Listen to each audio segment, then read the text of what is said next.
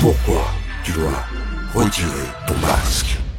Je plaiderais pour davantage d'explications sur l'importance des choses. Je plaiderais pour que tout le monde ait des masques quand il est en situation d'être visible. L'altruisme, c'est que je porte un masque pour vous protéger. Donc je suis altruiste en le faisant, mais en même temps, ça me rapporte. C'est ce que j'appelle l'altruisme rationnel. J'ai intérêt à être altruiste. Je suis égoïstement altruiste. Et tout le monde doit être égoïstement altruiste. Pourquoi tu dois retirer ton masque?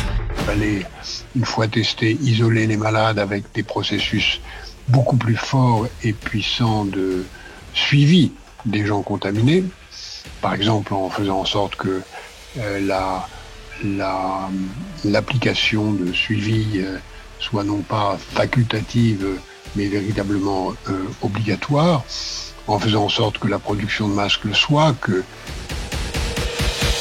c'est pourquoi une des premières leçons qu'il faut tirer de cette pandémie, c'est de nous préparer aux suivantes, qu'il s'agisse de pandémies, parce que il y en aura d'autres.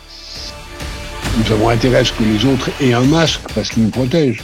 Nous avons intérêt à ce que les autres se vaccinent et soient vaccinés. On est d'ailleurs dans une société où la loyauté n'est plus une valeur. C'est d'ailleurs très profond, le fait que la loyauté n'est plus une valeur.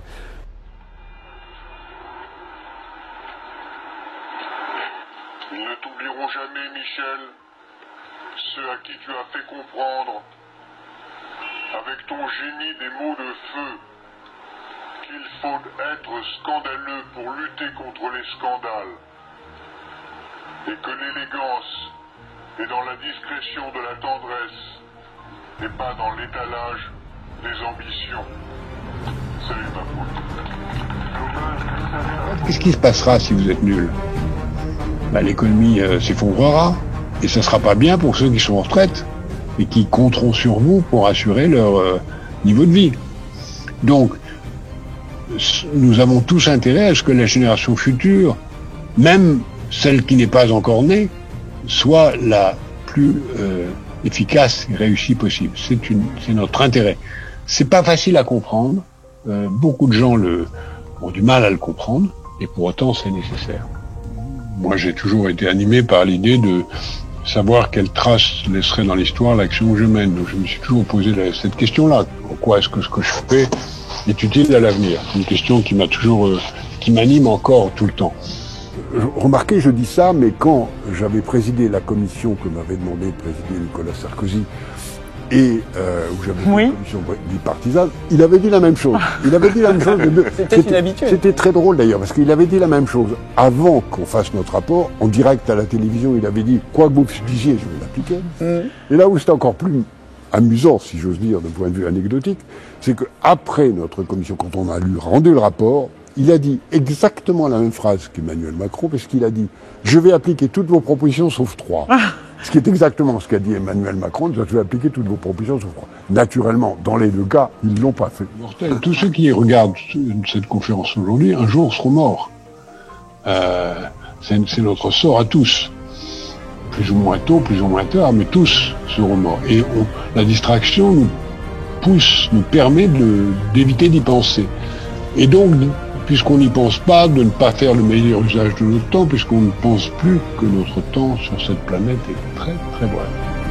Il y a un complot pour faire en sorte que l'humanité soit en partie détruite par le virus et imposer un gouvernement mondial à l'humanité. On nous prête d'ailleurs le fait d'être un des acteurs de cette manipulation, ou de ce complot. Voilà. Bon, c'est les bras en tombent de bêtises, et pour autant, ça existe, ça circule, c'est entendu, qu'on puisse dire, Mademoiselle Fagnaise ou Monsieur Durand-Smith, vous êtes des ennemis de l'humanité et on va venir vous tuer. D'ailleurs, je donne à la cantonade votre adresse et votre photo, et attendez-vous à ce que le tueur vienne chez vous demain matin. Ça, personne peut m'interdire de le faire, même si en France c'est complètement illégal.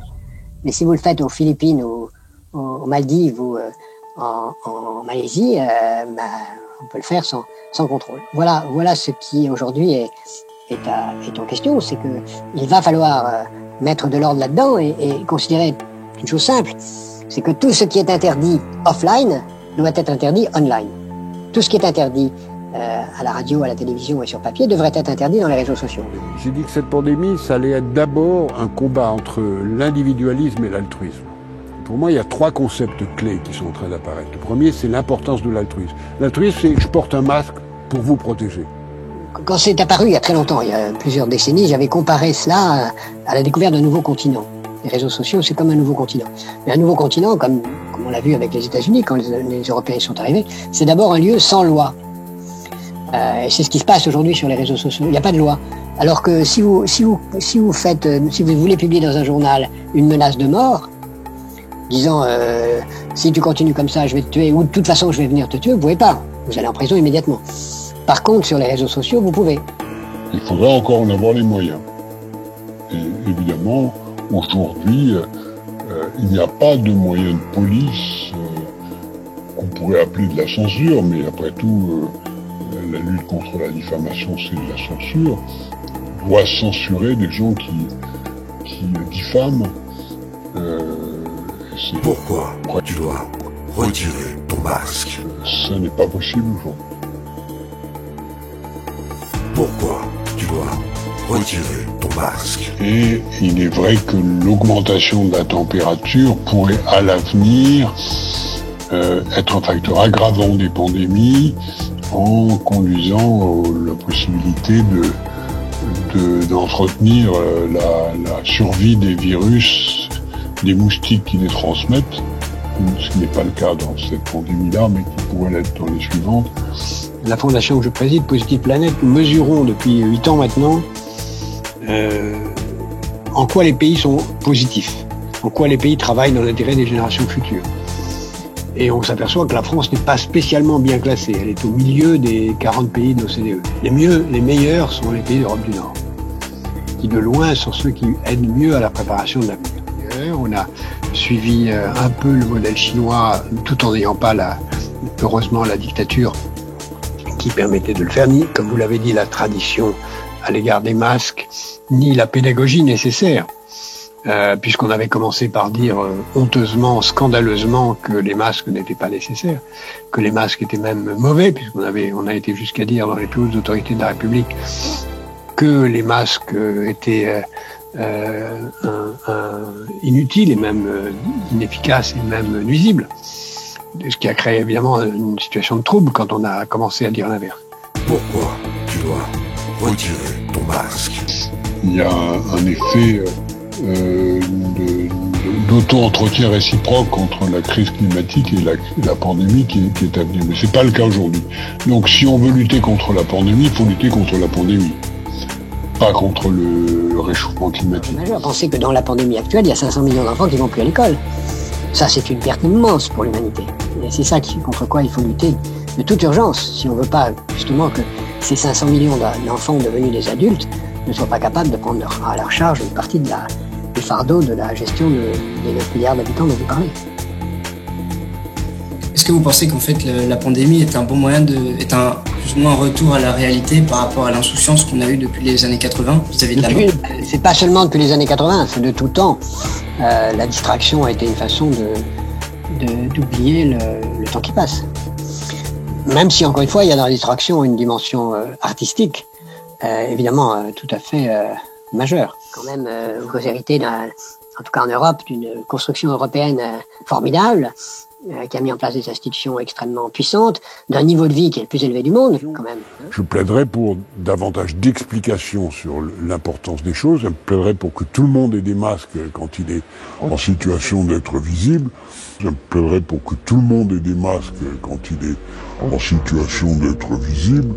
Je plaiderais pour que tout le monde ait des masques quand il est en situation d'être visible. Je plaiderais pour que tout le monde ait des masques quand il est en situation d'être visible. Quand s'entend du lointain se rapprocher les jaunes sur le pont de la ville pour reprendre son destin en main, rudes et bien faites, ignorant la défaite. Sur le chemin de l'espoir, la flamme dans le regard. Le monde s'est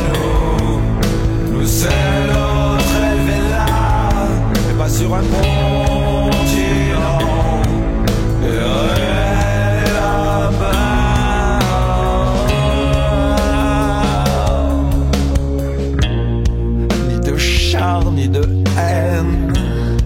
Pour les hommes qui s'aiment, des naissances et des mères.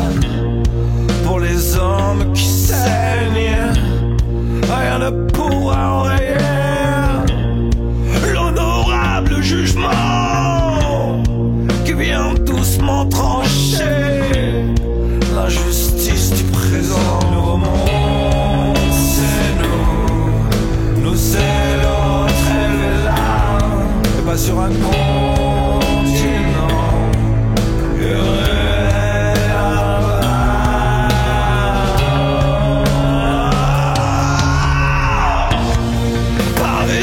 Profiteur ou profitable parasite, quand le fric à toute heure exclut l'autre de la piste, le mérite dit vrai, là où la parole dit faux, quand le médiocre plaît, l'utile réapparaît.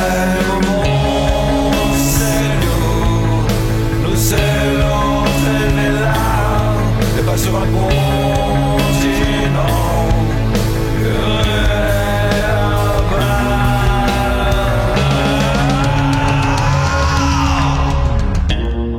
C'est la chasse à la peur qui referme nos cœurs.